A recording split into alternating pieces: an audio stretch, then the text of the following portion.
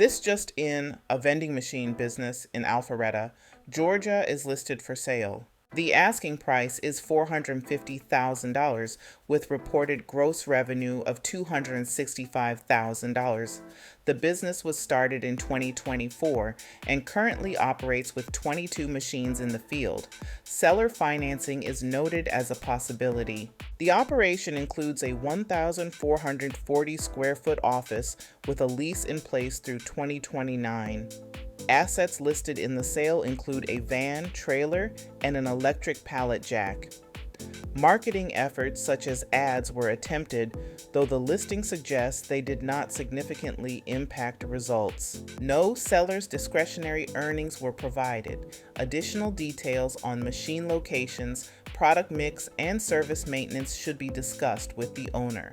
And follow so you don't miss the next business I find.